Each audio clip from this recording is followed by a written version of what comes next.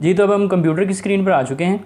अब हम ये देखेंगे किसी भी यूनिवर्सिटी में डिपार्टमेंट्स के बारे में कैसे हम जान सकते हैं कि उस यूनिवर्सिटी में कौन कौन से कोर्सेज़ ऑफ़र किए जा रहे हैं, उनमें कौन कौन से डिपार्टमेंट्स हैं और उसकी एलिजिबिलिटी क्या है, और अगर फैकल्टी वगैरह के बारे में भी जानना चाहते हैं तो वो भी हम यहाँ से फाइंड आउट कर सकते हैं। तो एग्ज़ाम्पल लेके चलते हैं यूनिवर्सिटी ऑफ एजुकेशन। जैसे हमारे पास यूनिवर्सिटी ऑफ एजुकेशन, ये देखें गूगल पे जब आप यूनिवर्सिटी ऑफ एजुकेशन लिखेंगे तो ये सबसे पहले लिंक जो है वो उस यूनिवर्सिटी का आ जाएगा। अब आपने कोशिश करनी है कि इस चीज़ को मद्देनज़र रखना है कि ये ऑफिशियल लिंक ही हो। जैसे यूनिवर्सिटी ऑफ एजुकेशन का ऑफिशियल लिंक यही है www.ue.edu.pk। अब यहाँ पे जब आपने इस पर क्लिक करेंगे तो ये ओवरऑल जो पूरे पाकिस्तान में या ऑल ओवर द वर्ल्ड जो यूनिवर्सिटी का वेबसाइट पोर्टल है वो आ जाएगा आपके सामने। अब यहाँ पे आपके सामने कोई यूनिवर्सिटी की तरफ से कोई मैसेज है तो वो उनके स्टूडेंट्स के लिए वो आ जाएगा। ये अब मेन वेबसाइट है इनकी। यहाँ पे आप देख रहे हैं, यहाँ पे डिफरेंट टैब्स हैं, होम है, ईमेल है, और इसी तरह से नीचे भी टैब्स हैं अबाउट यूनिवर्सिटी ऑफ एजुकेशन। तो आप ये देख सकते हैं history, VN, vice chancellor message, etcetera etcetera. इसी तरह ये कैंपसेस हैं। अब आप देख सकते हैं यहाँ पर जो यूनिवर्सिटी ऑफ एजुकेशन के पूरे पाकिस्तान में कैंपसेस हैं वो यहाँ पे शो किए गए हैं। यानी आप कहीं पे भी पाकिस्तान में मौजूद हैं और आप अपने घर के करीब देखना ये चाहते हैं कि कौन सा कैंपस आपके करीब है या यूनिवर्सिटी ऑफ एजुकेशन का कोई कैंपस है या नहीं है, तो यहाँ से आप देख सकते हैं। ये अटक कैंपस है, बैंक रोड कैंपस है, डीजी खान, फैसलाबाद, तो ये सारे कैंपसेस के नाम हैं। और इसी तरह ये डिवीज़न्स हैं। अब इन्होंने यूनिवर्सिटी की अपनी एक पॉलिसी होती है, उस हिसाब से उन्होंने कैंपसेस में उसको डिवाइड किया होता है और फिर डिवीज़न्स में डिवाइड किया होता है। तो ये मेन 3 डिवीज़न्स हैं इनके पास। एक आर्ट्स है और सोशल साइंसेस का है, दूसरा एजुकेशन का है यानी बीएड वगैरह और एमए एजुकेशन से रिलेटेड जितनी भी डिग्रीज़ हैं वो डिवीज़न ऑफ एजुकेशन में कर दिया उसको। और division of science and technology, तो साइंस के जितने सब्जेक्ट्स हैं टेक्नोलॉजी के वो इसके अंदर तीसरी डिवीज़न के अंदर उन्होंने इसको डिवाइड कर दिया है। ऑफिस, वाइस चांसलर वगैरह, examination department etcetera, admission, degree program, fees structure, financial assistant, rules and regulation. ये वो एडमिशन्स के हवाले से 4 ऑप्शंस हैं कि डिग्री प्रोग्राम में हमें ये पता चलेगा कौन कौन सी डिग्री यहाँ पे करवाई जाती हैं। फ़ीस स्ट्रक्चर, उनका फ़ीस स्ट्रक्चर क्या है। फाइनेंशियल असिस्टेंट, ये जब आप एडमिशन लेंगे उसके बाद रूल्स एंड रेगुलेशन। उसके बाद एग्जामिनेशन के हवाले से है, रिसर्च है, कैरियर्स है, एडवर्टाइजमेंट है। सपोज़ आप ये डिग्री प्रोग्राम देखना चाह रहे हैं कि मैंने एक स्पेसिफ़िक कोई भी एक प्रोग्राम में हिस्सा लेना है तो मैं वो कहाँ से कर सकता हूँ और इनसे कौन से कैंपस के अंदर वो हो रहा है। तो यहाँ पे आप देख रहे हैं एकेडमिक प्रोग्राम, बैचलर प्रोग्राम्स के अंदर ये सारी डिग्रीज़ बैचलर प्रोग्राम के अंदर करवा रहे हैं। बीएड सेकेंडरी है, BBA, BS chemistry, zoology, mathematics, ये सारी चीज़ें जो है इनके बैचलर प्रोग्राम में हैं। इसी तरह मास्टर प्रोग्राम के अंदर ये, और एमएस और एमफिल प्रोग्राम में ये करवा रहे हैं, और पीएचडी जो है वो सिर्फ एजुकेशन में ये करवा रहे हैं। अब अगर आप किसी भी स्पेसिफिक कैंपस में देखना चाहते हैं कि जैसे मेरे घर के करीब कोई एक स्पेसिफिक कैंपस है, टाउनशिप कैंपस है या कोई और है, तो वो आप उस कैंपस में जाके, जैसे यहाँ पर आपके पास ये बैंक रोड कैंपस है, ये कॉलेज रोड पे है, तो ये इसमें ये डिपार्टमेंट्स में जाएंगे तो डिपार्टमेंट्स में ये पता चलेगा यहाँ पे कौन कौन से डिपार्टमेंट और क्या क्या यहाँ प्रोग्राम्स जो है वो करवाए जा रहे हैं। अब यहाँ पे डिपार्टमेंट ऑफ हिस्ट्री है, इसी तरह डिपार्टमेंट ऑफ बॉटनी है, इकोनॉमिक्स है, एजुकेशन है, इंग्लिश है, fine arts, mathematics, Urdu, zoology. ये एक जनरल बता दिया। अब जब हम इस प्रोग्राम में मज़ीद जाएंगे तो हमें पता चलेगा कि ये एमएस करवा रहे हैं या एमए करवा रहे हैं। जैसे यहाँ पे आप देख रहे हैं तो ये एमए उर्दू का है, ठीक है, उर्दू का जो डिपार्टमेंट था। अगर हम किसी दूसरे में देखते हैं, हिस्ट्री में देखें, तो ये जो है वो इसमें जो प्रोग्राम ऑफ़र नहीं आ रहा, इसका मतलब है यहाँ पे वो नहीं करवाया जा रहा। बॉटनी में प्रोग्राम्स में जी बीएस बॉटनी जो है वो यहाँ पे करवाई जा रही है। अगर इसकी मज़ीद डिटेल में जाना चाहते हैं तो इस पर फिर क्लिक करेंगे तो ये इसकी मज़ीद डिटेल आ जाएगी, जिसमें ऑब्जेक्टिव्स, इसी तरह एंट्री रिक्वायरमेंट कि आपको क्या चाहिए, एफएससी प्री मेडिकल और A level with biology UE rules. तो एज लिमिट नहीं है इस प्रोग्राम में। अब मेरिट कैलकुलेशन, इसके बारे में मैं आपको बताऊँगा कि किस तरह से आपने मेरिट को कैलकुलेट करना होता है। अब अगर सिर्फ स्पेसिफिक इसकी बात करें तो जो आपने एफएससी 10th में जो आपने मार्क्स लिए थे उसको 10th के टोटल मार्क्स से आपने डिवाइड करना है और 30 से मल्टीप्लाई कर दें। ये जैसा कि आप देख रहे हैं, marks obtained in SSC and divided by total and multiply by 30। ये करने के बाद आपने क्या करना है, फिर इंटर में जो आपने मार्क्स लिए उसको डिवाइड कर देना इंटर के टोटल मार्क्स के साथ और उसको मल्टीप्लाई कर देना 70 से। इसका मतलब ये है कि 10th की मैट्रिक की जो वेटेज है वो 30% है और जो इंटर की वेटेज है वो 70% है BS बॉटनी के लिए, जो कि यूनिवर्सिटी ऑफ एजुकेशन करवा रही है। तो इस तरह से आप मेरिट भी कैलकुलेट कर सकते हैं। तो इसी तरह अगर आप फ़ीस स्ट्रक्चर के बारे में जानना चाहते हैं तो ये देख सकते हैं आप। अगर ऑफर अब ये देखना चाहते हैं कि ये BS बॉटनी किस किस कैंपसेस और में करवाई जा रही है तो यहाँ पे देख सकते हैं फ़ीस स्ट्रक्चर के लिए। यहाँ पे सपोज़ यहाँ पे आपने क्लिक किया तो ये इस BS बॉटनी का जो है वो फ़ीस स्ट्रक्चर आ जाएगा। 8 सेमेस्टर हैं, 4 साल प्रोग्राम है, तो सारे सेमेस्टर की मॉर्निंग और इवनिंग की फ़ीस यहाँ पे शो कर दी गई, क्योंकि यहाँ मॉर्निंग भी जो है वो यूनिवर्सिटी मॉर्निंग में भी सेशन है और इवनिंग का सेशन भी है। अगर आप ओवरऑल जानना चाहते हैं फ़ीस वगैरह के बारे में तो यहाँ पे आपके पास फ़ीस स्ट्रक्चर एडमिशन्स में है। यहाँ पे आप क्लिक करें तो ये ओवरऑल सारे प्रोग्राम्स का जो है वो फ़ीस स्ट्रक्चर आपके सामने आ जाएगा। यहाँ से आप वो फ़ीस स्ट्रक्चर चेक कर सकते हैं और अपनी, जैसे BS इंग्लिश है, इवनिंग प्रोग्राम है तो ये 27,365 रुपीज़ होंगे। इसी तरह फिर सेकंड सेमेस्टर की 20,000 समथिंग, फिर इसी तरह से मॉर्निंग सेशन की ये ऊपर दी गई है। तो इस तरह से आप फ़ीस भी चेक कर सकते हैं उनकी वेबसाइट पे।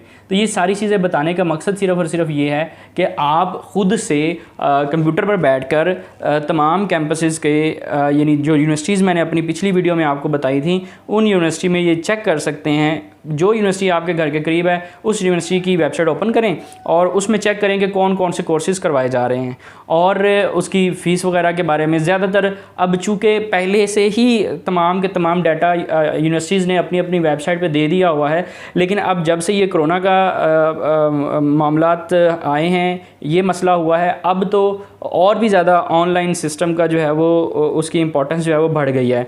जिन यूनिवर्सिटीज़ ने पहले से इसके ऊपर अपना डाटा नहीं अपनी वेबसाइट के ऊपर दिया हुआ था, अब वो यूनिवर्सिटी भी इस दफ़ा जो एडमिशन्स होंगे सारी की सारी एडमिशन जो है वो ऑनलाइन ही होंगे और इसी तरह से यूनिवर्सिटी की वेबसाइट पे ऊपर वो इशू कर देंगे।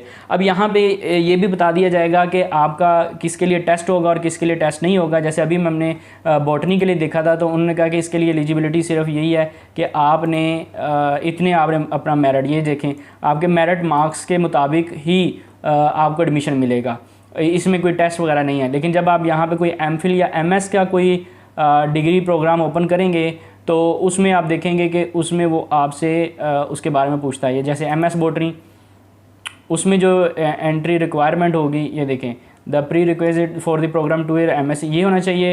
Applicant required pass UE entry test, यानी उसको यूनिवर्सिटी ऑफ एजुकेशन का जो एंट्री टेस्ट है वो भी उसको भी क्लियर होना चाहिए।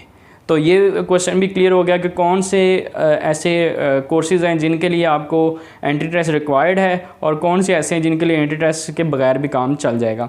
अब मेरिट आपने उसी तरह से निकाल लेना है और फिर इनका प्रीवियस जो मेरिट लिस्ट है ना वो देख लेनी है अपने मार्क्स के। अब आप जो ख़ास तौर पे इंटर के जो स्टूडेंट्स हैं उनको वो तो ऑलरेडी अपना रिज़ल्ट कैलकुलेट कर चुके होंगे, इवन उन्होंने अपने प्रैक्टिकल के मार्क्स भी कैलकुलेट एक आइडिया कर लिया होगा कि हमारे इतने मार्क्स बनेंगे। तो अब वो यूनिवर्सिटीज़ की सर्च शुरू कर दें।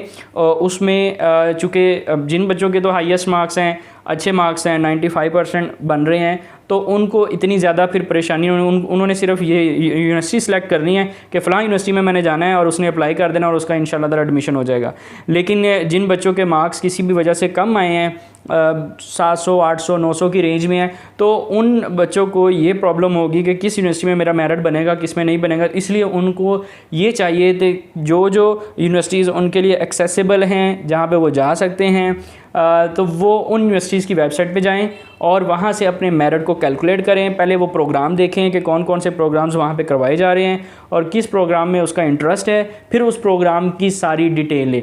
इसका ये आपको फ़ायदा ये होगा कि जब एडमिशन्स अनाउंस हो जाएंगे, स्टार्ट हो जाएंगे, तब आपके पास ये सारी रिसर्च करने का टाइम बहुत कम होगा। अभी आपके पास रिसर्च करने का टाइम है, आप इसको अच्छे तरीके से तैयार करें, देखें और तमाम यूनिवर्सिटीज़ की जो आपको फिजिबल लगती हैं, एक्सेसिबल लगती हैं, उन यूनिवर्सिटीज़ की वेबसाइट पे जाकर आप इजीली वहाँ का सारी ये डिटेल ले सकते हैं। एक और मिसाल लेते हैं, जैसे पंजाब यूनिवर्सिटी है, तो पंजाब यूनिवर्सिटी में जब आप उसकी वेबसाइट ओपन करेंगे, जैसे आप पंजाब यूनिवर्सिटी, ये पहले लिंक है PU, तो यहाँ पे क्लिक करें ये आपके सामने वही टैब्स आ गए, ये उसका मेन पेज है, एकेडमिक्स, कैंपस लाइफ, ये सारी चीज़ें। अब आपका जो है वो एकेडमिक से वाले से ये डिपार्टमेंट्स आपने देखने हैं कि कौन कौन सा डिपार्टमेंट है। एशिया की सबसे बड़ी यूनिवर्सिटीज़ है, इसमें तो सैकड़ों की तादाद में प्रोग्राम्स करवाए जा रहे हैं। तो ये आपके सामने डिपार्टमेंट्स आ गए हैं, आर्कियोलॉजी है, एशियन स्टडीज़ है, फ्रेंच है। तो इन में से जिस में भी आप जाना चाहते हैं, अगर ये बहुत ज़्यादा हैं, अगर आप कोई सर्च करना चाहते हैं तो जैसा कि आपको पता है आप यहाँ पे जाएं, फाइंड इन पेज, ये कंट्रोल F कर लें या ये कर लें। तो जो चीज़ आप सर्च करें, जैसे इंग्लिश डिपार्टमेंट के बारे में आप जानना चाहते हैं, तो जैसे ही आप यहाँ पे इंग्लिश लिखेंगे तो department of English language and literature आ जाएगा। यानी जिस वेबसाइट पे डाटा बहुत ज़्यादा हो तो आप कंट्रोल F कर लें या यहाँ से सर्च करें, फाइंड करें, तो ये यहाँ पे जो लिखेंगे वो पूरी पेज के ऊपर जहाँ जहाँ पे लिखा होगा वो सामने आपके सामने आ जाएगा। जैसे ये 3 टाइम्स है इस पूरे पेज में इंग्लिश, इस पर क्लिक करेंगे, ये सेकंड टाइम पे ये आ गया, दोबारा क्लिक करेंगे तो ये थर्ड टाइम पे ये आ गया। तो ये गुजरांवाला कैंपस है। इसी तरह हर कैंपस के बारे में यहाँ पे डिटेल है। अगर आप ये साइड पे देखें तो आपको नज़र आ रहा होगा online form submission, date sheet, result, schedule, admission form, foreign studies, online registration, examination news, past paper, gazette, ये सारी चीज़ें यहाँ पे अवेलेबल हैं एग्जामिनेशन के टैब के अंदर। इसी तरह से अगर आप और कोई चीज़ें यहाँ से चेक करना चाहते हैं, फैकल्टी के बारे में, डिपार्टमेंट्स के बारे में, प्रोग्राम, स्कॉलरशिप में, HEC approved supervisors, student information, affiliated college के बारे में, बाज़ दफ़ा आप देखते हैं उस पर ऐड आती है अखबार पर, न्यूज़पेपर पर कि जी हमारा कॉलेज जो है वो पंजाब यूनिवर्सिटी से रजिस्टर्ड है। जैसे ख़ास तौर पर ये जो लॉ कॉलेजेस वगैरह होते हैं या इस तरह के दूसरे कॉलेजेस हैं, तो वो आप यहाँ से चेक कर सकते हैं कि ऐसे कौन कौन से कॉलेजेस हैं जो कि इससे एफिलेटेड हैं या नहीं हैं। अक्सर जो है वो झूठ बोलते हैं, गलत बयानी करते हैं। तो ये district wise, gender wise, degree wise आप ये चेक कर सकते हैं। ये सारी डिग्रीज़ हैं और इसके साथ जो जो एफिलेटेड होगा वो हमारे पास आ जाए। जैसे BS 4 ईयर ये चेक करना चाहते हैं तो ये सारे के सारे ये कॉलेज वो आ गए जो कि उसके साथ एफिलिएटेड है। तो आई होप, वैसे थोड़ी सी वीडियो लेंथी हो गई है, लेकिन मुझे उम्मीद है कि आप जो ख़ास तौर पर जो इंटर के स्टूडेंट्स हैं जिनको अभी इसके बारे में इतना ज़्यादा नॉलेज नहीं था, उनको पता ये चल चुका होगा कि किस तरह से हमने अपने सर्च करनी है। एक बात हमेशा ज़हन में रखिएगा, आपकी जो लाइफ है, आपने जो काम अपने लिए करना है वो कभी भी कोई भी आपके लिए नहीं करेगा, चाहे वो आपका भाई है, चाहे वो कोई भी है। मतलब जो वर्किंग आपने खुद अपने लिए ख़ास तौर पर करनी है वो वर्किंग और कोई भी नहीं कर सकता। ये रियलिटी है। अगर कोई करना भी चाहे उस तरह से, हमेशा से ऐसा होता है कि कोई इतना ज़्यादा इंटरेस्ट डेवलप ही नहीं होता। ये एक नेचर है इंसान की। तो इसलिए आप लोग ख़ुद इस चीज़ को करें। और ये मेरी वीडियो बनाने का मकसद भी यही था कि आप लोगों की गाइडेंस हो सके, आप लोगों की हेल्प हो सके। और ये यूट्यूब चैनल मेरा बनाने का मकसद भी यही था कि जब हम स्टूडेंट के साथ इंटरेक्ट ना हो, यानी क्लास के अंदर जब वो आमने सामने हम ना हो, तो बैक एंड पे आपकी सपोर्ट के लिए ये चैनल मौजूद हो। मुझे अपनी दुआ में याद रखिएगा। पाकिस्तान और पाकिस्तानियों का अल्लाह हामी नासर हो। पाकिस्तान जिंदाबाद।